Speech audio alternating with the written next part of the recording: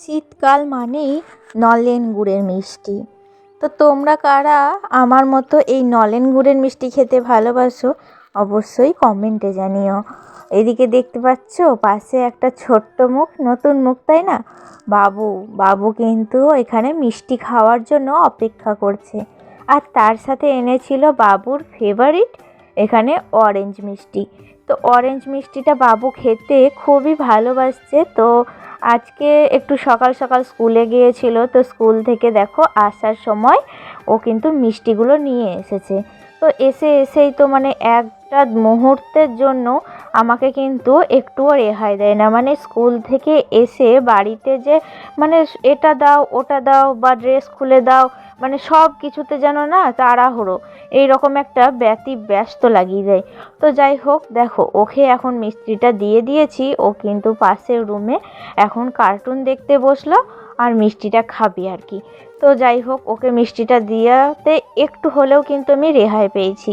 তো দেখো তখন মানে আমি ওই যে আমার বেশ কিছু জামা কাপড় যেটা চেয়ারের উপরে জড়ো হয়েছিল, আর দেখবে আমাদেরদের কিন্তু প্রত্যেকটা ঘরেই মানে বিশেষ করে তো আমার ঘরে বটেই ওই সোফা কিংবা চেয়ার মানে যে কোনো জিনিসের ওপরে মানে একটা না একটা জিনিসের ওপরে কিন্তু আমরা জামা কাপড় কিন্তু জড়ো করে রাখি, এটা আমাদের অভ্যাস বলতে পারো। তো যাই হোক, এখন তো জামা কাপড়গুলো সব ভাঁজ করতে হবে, তাই আমি এখানে কিন্তু ভাঁজ করে নিচ্ছি ভালো করে। তো ভাঁজ করে নিয়ে তারপর কিন্তু এগুলোকে ওয়ার্ড্রবে গুছিয়ে রাখবো। তো মানে কালকে ওই যে কি বলবো মানে জামা কাপড়গুলো তুলে নিয়ে এসে তারপর কিন্তু আর ভাঁজ করা হয়নি। তো ভাবলাম যে সকালবেলায় উঠেছিলাম, বাবুকে স্কুলেও পাঠিয়েছি, তারপরে চা করা এটা ওটা সেটা করতে করতে কিন্তু জামা কাপড়গুলো আর ভাঁজ করা হয়ে ওঠেনি। তো এদিকে বাসি বিছানাটাও তুলে নিয়েছিলাম, কারণ ওই যে বাবু এসে খাটের ওপর যদি আবার খেলতে বসে পড়ে তখন কিন্তু আর আমি একবারও সময় পাবো না বাসি বিছানাটা তোলার। তো সেই কারণেই আগে বিছানাটা আমি তুলে নিই ওর আস্তে আস্তে আর কি।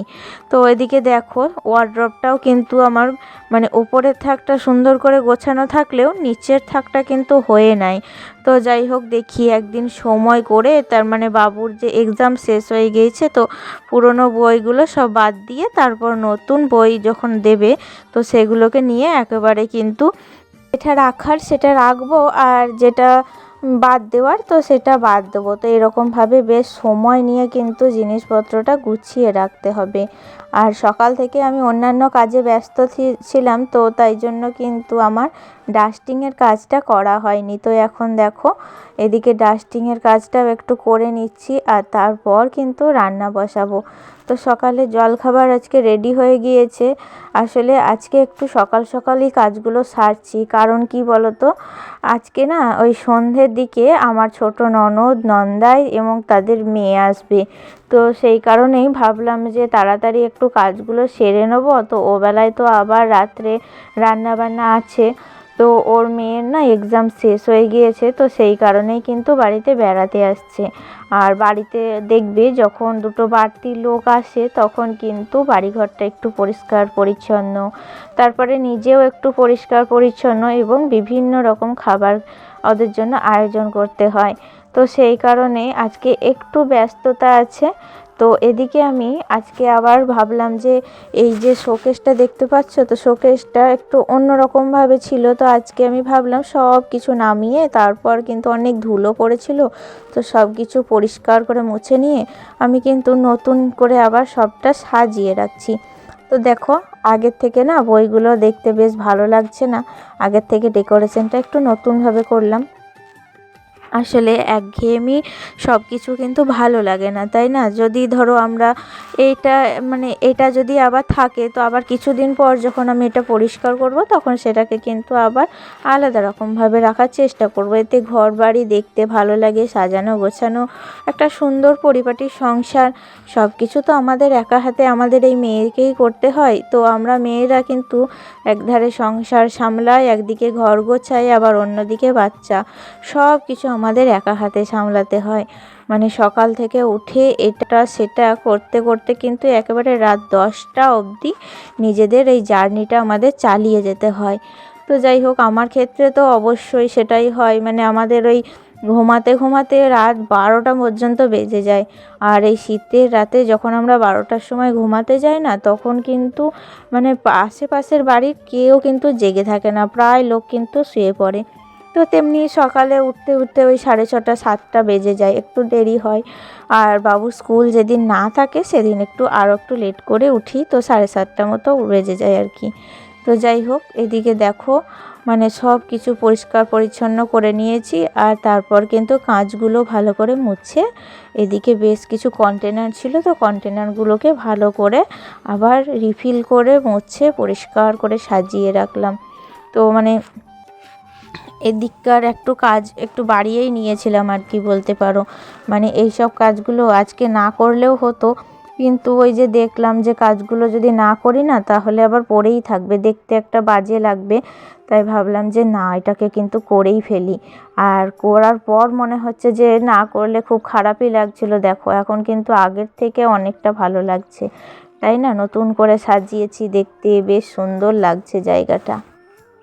আর এদিকে রান্নাটা কিন্তু প্রায় বসিয়েই দিয়েছিলাম। দেখো কড়াইটা কিন্তু মানে একটু লাল হয়ে ধরে যেতে লেগেছিল। আর 5 মিনিট যদি দেরি হয়ে যেত তাহলে কিন্তু পুরো রান্নাটাই পুড়ে যেত, তো আমাদের আর কারোর কিন্তু খাওয়া হতো না। এদিকে এটা কি করছি বলো তো? এটা হচ্ছে বাঁধাকপির সবজি বানিয়েছি। তো কড়াইটা তো আমার মনে হচ্ছে তুলতে কিন্তু বেশ কষ্ট হবে, মানে তেলের দাগ তো একটু কিন্তু আমাদের চাপ দিয়ে ঘষে মেজে তুলতে হয়। তো তার উপরে আবার আজকে কিন্তু একটু পুড়ে গেছে, তো আরোই কিন্তু প্রেসার দিতে হবে। আর আজকে আমি এই দেখো একটু ডাল ভিজিয়েছিলাম সকালবেলায় উঠে, মানে কি তরকারি করব, প্রত্যেক দিন একঘেয়েমি, তো ভেবেই পাচ্ছিলাম না। তো সেই কারণে দেখলাম যে না, একটু ওই ডাল ভেজাই, তো একটু বড়া করব, মুচমুচে মানে বড়া খেতে বেশ ভালো লাগবে, শুকনো বড়া। আর কিছু বড়া রেখে দেবো, তো সেই বড়াটা দিয়ে একটু টক বানাবো। আসলে অনেক দিন হয়ে গেল না বড়ার টক খাইনি, খেতেও খুব ইচ্ছা করছিল। আর স্পেশালি আমি তো টক খেতে মানে টকের নাম শুনলে আমার জিভ দিয়ে জল পড়ে যায়, আমি এতটাই টক খেতে ভালোবাসি। তো মানে যে কোনো স্বাদে, সেখানে তাই জন্য ফুচকা হোক কিংবা অন্যান্য যে কোনো জিনিস টকের হলে আমার কিন্তু খেতে মানে এত ভালোবাসি যে নাম শুনলেই কিন্তু মনে হয় যে হাতের সামনে পেয়ে গেলেই না সবগুলো কিন্তু একাই খেয়ে নেবো, এরকম একটা ব্যাপার। আর আমার শ্বশুর বাড়িতে সবাই কিন্তু আমার একবারে অপোজিট, কেউ টক খায় না। বিশেষ করে আমার ননদ তো টকের নাম সহ্যই করতে পারে না। আর শাশুড়ি মাও অতটা খায় না। ওই ভালোবাসার মধ্যে আমার আরও কিছু ননদ আছে, তো তারা কিন্তু বেশ ভালোবাসে। আর আমার শ্বশুরমশাই কিন্তু ওই একটু আধটু খায়।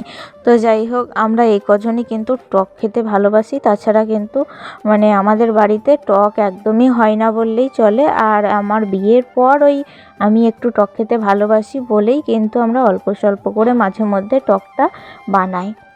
তো দেখো রান্নাবান্না তো সব কমপ্লিট হয়ে গিয়েছে। আর এখন কিন্তু গ্যাস ওভেনটা ভালো করে মুছে নিচ্ছি। আসলে বিশেষ কিছু তরকারি করিনি আজকে, জানো তো। তো মানে ওই রাত্রের দিকে আবার রান্না হবে, তো এবেলায় দিদিরা আসছে না, ওবেলায় আসবে, তো ওবেলার দিকেই কিন্তু রান্নাটা বিশেষ করে করব বলে এবেলায় হালকা পাতলা রান্নাটা করেছি। আর একটা কথা কি বলো তো বন্ধুরা, মানে আমি একটা সত্যি কথাই বলি তোমাদের। আসলে বিয়ের পর যখন আমি নতুন আসছি তখন কিন্তু বিভিন্ন রকম রান্না করতাম, মানে আমার বাবার বাড়িতে যেরকম সাইডে রান্না হয় আর কি, তো সেই রকম সাইডে রান্না করতাম। তো সবাই কিন্তু তখন মানে খুব হাসাহাসি করতো জানো, কারণ ওরা এদের মানে আমার শ্বশুর বাড়ির সাইডে এরকম রান্না না খুব একটা খায় না। তো যাই হোক, আমি ওরকম করেই রান্নাটা করতাম বলে সবাই হাসাহাসি করতো। তো তারপর আস্তে আস্তে শাশুড়ির কাছে থেকে মানে রান্না বান্না সব কিছুই কিন্তু শিখেছি। তো মানে শেখার চেষ্টাটাও করেছি। তো যাই হোক, মানে এখন কিন্তু রান্নাটা করতে আর অসুবিধা অতটাও হয় না। এখন আমি সব রকম রান্না বান্নাই কিন্তু করতে পারি। তো বিভিন্ন রকমের পিঠে পুলি, তাছাড়াও কিন্তু বিভিন্ন রকমের শেখার চেষ্টা করি। এছাড়াও আমি বিভিন্ন রকমের নাড়ু এখন মানে সব কিছুই বলতে পারো। তো অল টোটাল টোটাল কিন্তু আমি রান্নাবান্নাটা মানে শিখে গিয়েছি বলতে পারো। একদিনে তো মানুষ শেখে না, ওই আস্তে আস্তে করতে করতেই কিন্তু সব কিছু মানুষ শেখে। তো যাই হোক দেখো, তারপরে কিন্তু আমি স্নান টান করে নিয়েছিলাম, ওই রান্নাবান্না করার পর কিন্তু স্নান করি। আর আজকে একটু রোদ করেছিল, তাই আমি আবার একটু মাথাতেও স্নান করেছি, মানে চুলে। তো মাথার চুলটা দেখতেই পাচ্ছ তোমরা ভিজে হয়ে আছে। আর এখন চলে এসেছি ঠাকুর ঘরে। তো ঠাকুর ঘরে আজকে একটু ওই টুনি বাল্বটা ভালো করে টাঙিয়ে দেবো। তো মানে বিভিন্ন রকমের ওখানে প্লাগ নেই, তো তাই জন্য কিন্তু খুব অসুবিধা হচ্ছিল টাঙাতে। তো অনেকক্ষণ টাইম নিয়ে মানে স্নান টান করলাম, তারপর কিন্তু চলে এসেছি ঠাকুর ঘরে। আমি ভেবেছিলাম যে সকালবেলাতেই এটা টানিয়ে দেবো, কিন্তু সকালবেলাতে আর টাঙানো হয়নি, কারণ ওই যে রান্নাঘরে ঢুকে পড়েছিলাম, তারপরে বিভিন্ন রকম কাজে চলে গিয়েছিলাম, তারপরে আবার বাবু এলো, দেখতেই তো পেলে। তো সেই নিয়ে কিন্তু আর হয়নি। তো এখনই ভাবলাম যে মাথায় যখন স্নানটা করেই নিয়েছি, তখন এখনই কিন্তু এই কাজটা করে দিই। আর অনেক দিন থেকেই শাশুড়ি মা বলছিল যে টাঙানোর জন্য, তো আমার আর সময় হয়েই উঠছিল না।